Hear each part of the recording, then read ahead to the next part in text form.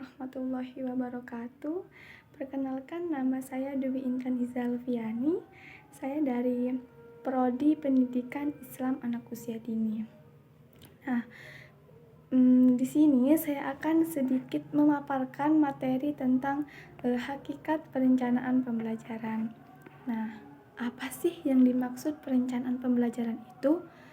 Jadi, perencanaan pembelajaran merupakan suatu proses menyusun strategi yang dilakukan oleh guru dalam pembelajarannya untuk mencapai tujuan yang telah ditentukan. Nah, jadi teman-teman, untuk mengajar kita itu perlu membuat perencanaan pembelajaran terlebih dahulu ya. Dengan harapannya nanti selama proses pembelajaran itu berlangsung bisa berjalan dengan lancar, terus terstruktur, sistematis, dan tujuan pembelajarannya pun nanti bisa tercapai dengan sempurna gitu. Nah, jangan sampai kita itu masuk ke dalam kelas tanpa membuat perencanaan pembelajaran sama sekali. Nantinya pembelajaran itu menjadi tidak terarah gitu. Jadi kita harus membuat perencanaan pembelajaran terlebih dahulu. Oke, lanjut, mengapa kita harus membuat perencanaan pembelajaran? Karena ini adalah amanat undang-undang gitu. Jadi setiap tenaga pendidik itu harus membuat perencanaan pembelajaran yang sesuai dalam peraturan pemerintah Republik Indonesia nomor 19 tahun 2005 tentang standar nasional pendidikan bab 4 tentang standar proses perencanaan pembelajaran, yaitu pada pasal 19 ayat 3 bahwa setiap satuan pendidikan melakukan perencanaan proses pembelajaran, terus pelaksanaan proses pembelajaran, terus penilaian hasil pembelajaran dan pengawasan proses pembelajaran untuk terlaksananya proses pembelajaran yang efektif dan efisien. Nah, di sini tuh sudah jelas sekali ya bahwa tugas seorang tenaga pendidik itu adalah membuat perencanaan kemudian melaksanakan perencanaan tersebut. Nah, kita akan membahas tentang manfaat perencanaan pembelajaran. Apa sih manfaat perencanaan pembelajaran itu? Yang pertama, membuat pembelajaran berlangsung secara teratur dan sistematis. Nah, di sini sudah jelas ya, kalau kita membuat perencanaan terlebih dahulu itu segala sesuatu itu akan berjalan lebih teratur dan lancar gitu. Yang kedua, mengantisipasi atau meminimalisir permasalahan-permasalahan yang nantinya akan muncul.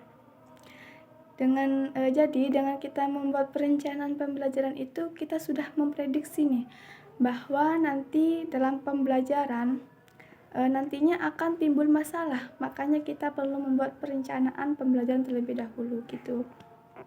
Nah, yang ketiga, menghindarkan kegagalan pembelajaran atau keberhasilan yang bersifat masih untung-untungan. Dan yang keempat, membuat perencanaan, guru dapat menentukan bahan ajar yang tepat untuk suatu pembelajaran. Nah, sekarang kita akan membahas tentang kriteria penyusunan perencanaan pembelajaran. Jadi, yang pertama, signifikan atau kebermaknaan.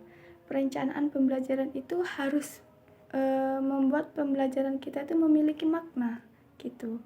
Yang kedua, relevan. Relevan ini maksudnya adalah memiliki kesesuaian dengan kurikulum dan kebutuhan siswa gitu. Dan yang ketiga, kepastian. Yang ketiga itu kepastian. Jadi sebuah perencanaan pembelajaran itu harus pasti dan bermakna gitu. Selanjutnya ada stabilitas. Jadi perencanaan pembelajaran itu harus adaptif. Maksud dari adaptif itu apa? Adaptif itu berarti dapat diimplementasikan dalam berbagai keadaan dan kondisi. Selanjutnya ada kesederhanaan. Maksud dari kesederhanaan di sini adalah perencanaan yang disusun itu harus mudah untuk dipahami oleh siswa dan diimplementasikan gitu. Selanjutnya ada prediktif. Maksud dari prediktif di sini adalah kita itu harus menggambarkan apa yang akan terjadi sehingga dapat mengantisipasi berbagai masalah yang nantinya akan terjadi gitu. Terus lanjut kita akan membahas tentang pentingnya perencanaan pembelajaran. Perencanaan pembelajaran tuh sangat penting, saking pentingnya gitu. Yang pertama itu pembelajaran adalah proses yang bertujuan. Artinya di sini bahwa sesederhana apapun proses pembelajaran yang dilakukan oleh guru itu pasti memiliki tujuan, pasti bermakna dan bertujuan gitu. Yang kedua, pembelajaran adalah proses kerjasama. Nah, proses kerjasama dengan siapa?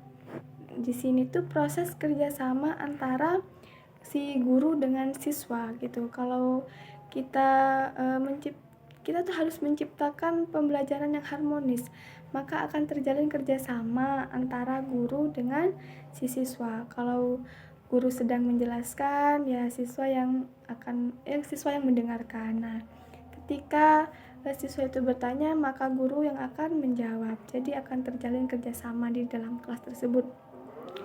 Selanjutnya, pembelajaran adalah proses yang kompleks karena pembelajaran itu bukan hanya sekedar menjelaskan lalu selesai gitu, enggak. Tetapi guru itu harus memikirkan apakah dari penjelasan tersebut siswa itu sudah paham atau belum gitu. Terus guru itu juga harus bisa mengelola kelas yang dilihat dari karakteristik siswa. Nah, itu merupakan proses yang kompleks gitu. Terus selanjutnya ada proses pembelajaran yang efektif, bisa memanfaatkan berbagai sarana dan prasarana yang tersedia, termasuk memanfaatkan berbagai sumber belajar. Nah, di sini pentingnya guru menyusun perencanaan pembelajaran agar guru itu bisa memanfaatkan sumber belajar yang sedemikian rupa, yang kemudian nantinya guru itu bisa menentukan sumber belajar mana nih yang tepat untuk digunakan oleh guru tersebut untuk menyampaikan materinya kepada siswa gitu.